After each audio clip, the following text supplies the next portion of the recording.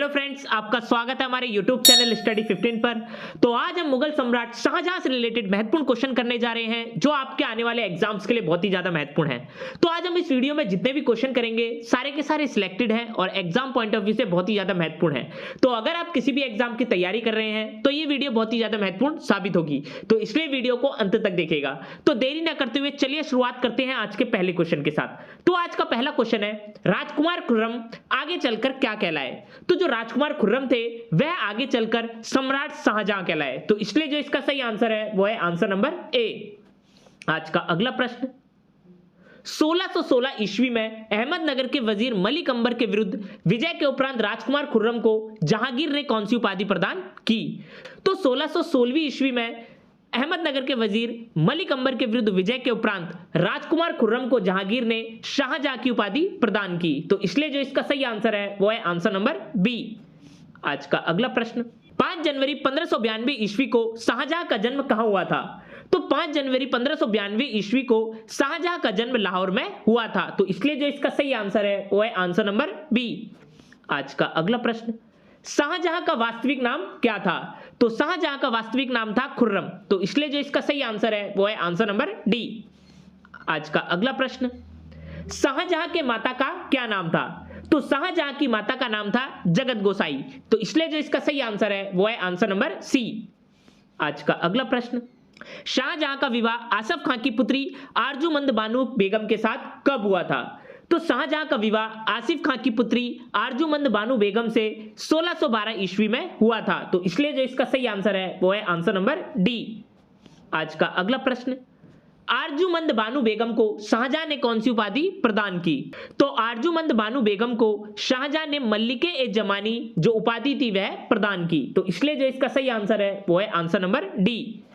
आज का अगला प्रश्न, आरजूमंद बानो बेगम को अन्य किस नाम से जाना जाता है? तो आरजूमंद बानो बेगम को मुमताज महल के नाम से भी जाना जाता है। तो इसलिए जो इसका सही आंसर है वो है आंसर नंबर सी।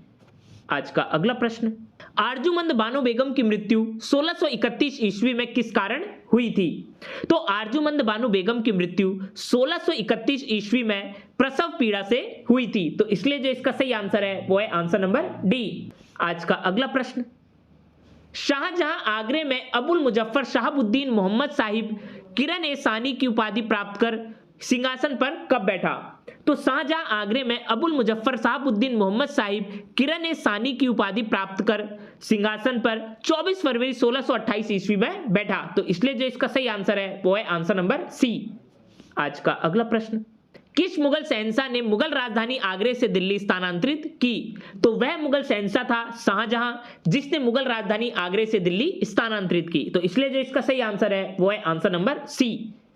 आज का अगला प्रश्न, शाहजहां के शासनकाल में गोपनीय आदेश कहां से जारी किए जाते थे? तो शाहजहां के शासनकाल में जो गोपनीय आदेश थे वह शाह बुर्ज से जारी किए जाते थे। तो इसलिए जो इसका सही आंसर है वो है आंसर नंबर ए। आज का अगला प्रश्न, किस मुगल बादशाह ने बलबन द्वारा प्रारंभ किया गया दरबारी रिवाज सिजदा समाप्त कर दिया था? तो वह मुगल बादशाह था शाहजहां जिसने बलबन द्वारा प्रारंभ किया गया जो दरबारी रिवाज सिजदा था उसको समाप्त कर दिया था। तो इसलिए जो इसका सही आंसर है वो है आंसर नंबर बी। आज का अगला प्रश्न, बनारस एवं इलाहाबाद के तीर्थ यात्री कर की समाप्ति के लिए किसने मुगल बादशाह के सामने बनारस के पंडितों का नेतृत्व किया था? तो बनारस एवं इलाहाबाद के तीर्थ यात्रा कर की समाप्ति के लिए कविंद्र आचार्य मुगल बादशाह के सामने बनारस के पंडितों का नेतृत्व किया था। तो इसलिए जो इसका सही आंसर है वो है आंसर नंबर सी। आज का अगला प्रश्न, न्याय के लिए बादशाह से फरियाद करने का अधिकार किसने प्रदान किया? तो न्याय के लिए बादशाह से फरियाद करने का अधिकार जहांगीर और शाहजहां दोनों के द्वारा प्रदान किया गया था। तो इसलिए जो इसका सही आंसर है वो है आंसर नंबर डी। आज का अगला प्रश्न, निम्नलिखित में से कौन सा राज्य शाहजहां के शासनकाल में मुगल साम्राज्य में मिल गया था? तो इनमें से वह राज्य था अहमदनगर जो शाहजहां के शासनकाल में मुगल साम्राज्य में मिल गया था। तो इसलिए जो इसका सही आंसर है वो है आंसर नंबर सी। आज का अगला प्रश्न, निम्नलिखित मुगल सेना नायकों में से कौन एक बुंदेलों के विरुद्ध शाहजहां द्वारा नहीं भेजा गया था? तो इनमें से वह मुगल सेना नायक था दारा शिकोह, जो बुंदेलों के विरुद्ध शाहजहां द्वारा नहीं भेजा गया था। तो इसलिए जो इसका सही आंसर है वो है आंसर नंबर ए। इसके अलावा औरंगजेब, महावत खां और अब्दुल्ला खां, ये तीनों के तीनों सेना नायक बुंदेलों के विरुद्ध शाहजहां द्वारा भेजे गए थे। आज का अगला प्रश्न, निम्नलिखित में से किस मुगल शासक ने ट्रांस ऑक्सियाना को हस्तगत करने के लिए गंभीरता से प्रयास किया था? तो इनमें से वह मुगल शासक था शाहजहां, जिसने ट्रांस ऑक्सियाना को हस्तगत करने के लिए गंभीरता से प्रयास किया था। तो इसलिए जो इसका सही आंसर है वो है आंसर नंबर डी। आज का अगला प्रश्न, शाहजहां के बल्क अभियान का क्या उद्देश्य था? तो शाहजहां के बल्क अभियान का उद्देश्य था काबुल की सीमा से सटे बल्क और बदखां में एक मित्र शासक को लाना। तो इसलिए जो इसका सही आंसर है वो है आंसर नंबर बी। आज का अगला प्रश्न, शाहजहां ने निम्नलिखित में से कौन कौन से कार्य किए थे? तो शाहजहां ने पुर्तगालियों से लड़ाई की थी, कंधार को खोया था और अहमदनगर पर अधिकार किया था। ये तीनों के तीनों कार्य शाहजहां द्वारा किए गए थे। तो इसलिए जो इसका सही आंसर है वो है आंसर नंबर डी। आज का अगला प्रश्न, निम्नलिखित में से कौन शाहजहां के शासनकाल में अधिकांश समय तक दक्कन का गवर्नर रहा था? तो इनमें से जो औरंगजेब था वही शाहजहां के शासनकाल में अधिकांश समय तक दक्कन का गवर्नर रहा था। तो इसलिए जो इसका सही आंसर है वो है आंसर नंबर डी। आज का अगला प्रश्न, खाने जहां लोदी ने किसके शासनकाल में विद्रोह किया था? तो खाने जहां लोदी ने शाहजहां के शासनकाल में विद्रोह किया था। तो इसलिए जो इसका सही आंसर है वो है आंसर नंबर सी।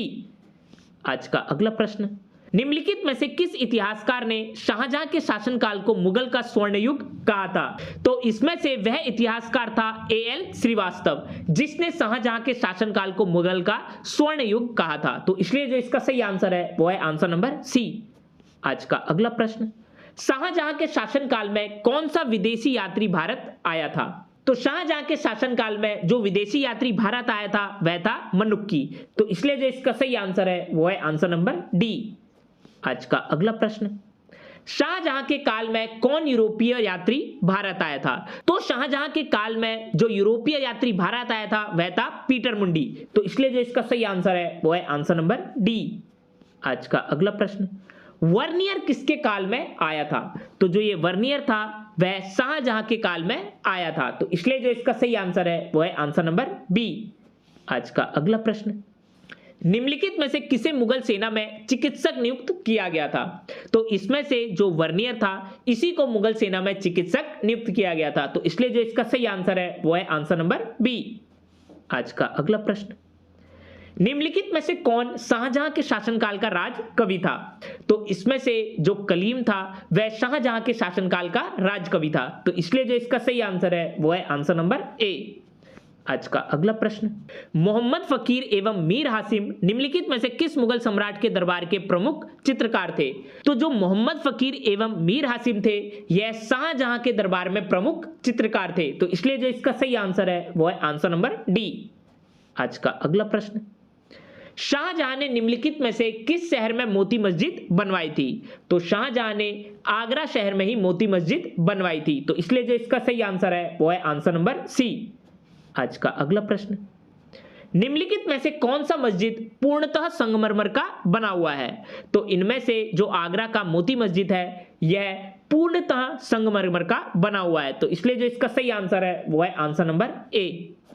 आज का अगला प्रश्न, दिल्ली की प्रसिद्ध जामा मस्जिद का निर्माण इनमें से किसके द्वारा किया गया?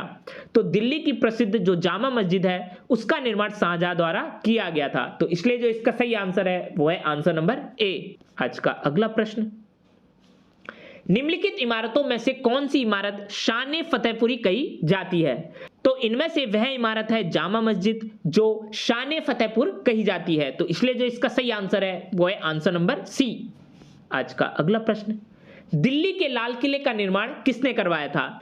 तो दिल्ली के लाल किले का निर्माण शाहजहां द्वारा करवाया गया था। तो इसलिए जो इसका सही आंसर है वो है आंसर नंबर सी। आज का अगला प्रश्न, निम्नलिखित में से किसने लाहौर के शालीमार बाग को पूर्ण करवाया था? तो इनमें से जो शाहजहां था इसी ने लाहौर के शालीमार बाग को पूर्ण करवाया था। तो इसलिए जो इसका सही आंसर है वो है आंसर नंबर सी। आज का अगला प्रश्न, ताजमहल किसके द्वारा बनवाया गया था? तो ताजमहल शाहजहां द्वारा बनवाया गया था, तो इसलिए जो इसका सही आंसर है वो है आंसर नंबर बी। आज का अगला प्रश्न, ताजमहल का निर्माण कार्य कब शुरू किया गया था? तो ताजमहल का निर्माण कार्य 1632 ईस्वी में शुरू किया गया था, तो इसलिए जो इसका सही आंसर है वो है आंसर नंबर ए। आज का अगला प्रश्न, ताजमहल के वास्तुकार कौन थे? तो ताजमहल के जो वास्तुकार थे वह थे उस्ताद अहमद लाहौरी, तो इसलिए जो इसका सही आंसर है वो है आंसर नंबर ए। आज का अगला प्रश्न, ताजमहल का निर्माण किसकी देखरेख में कराया गया था? तो ताजमहल का निर्माण उस्ताद ईसा खां की देखरेख में कराया गया था, तो इसलिए जो इसका सही आंसर है वो है आंसर नंबर बी। आज का अगला प्रश्न और अंतिम प्रश्न, ताजमहल को बनाने में इस्तेमाल किया गया संगमरमर कहां से लाया गया था? तो ताजमहल को बनाने में इस्तेमाल किया गया जो संगमरमर था वह मकराना यानी राजस्थान से लाया गया था, तो इसलिए जो इसका सही आंसर है वो है आंसर नंबर बी। तो ये थे मुगल सम्राट शाहजहां से रिलेटेड 40 इंपॉर्टेंट क्वेश्चंस जो आपके आने वाले एग्जाम्स के लिए बहुत ही ज्यादा महत्वपूर्ण है। इस टॉपिक से रिलेटेड और भी क्वेश्चंस हैं, तो उस क्वेश्चंस को हम अगली वीडियो में कवर करेंगे। तो अगर ये वीडियो आपको अच्छी लगी तो जाकर हमारे चैनल को सब्सक्राइब करिए और लाइक के बटन को दबाना ना भूलिएगा।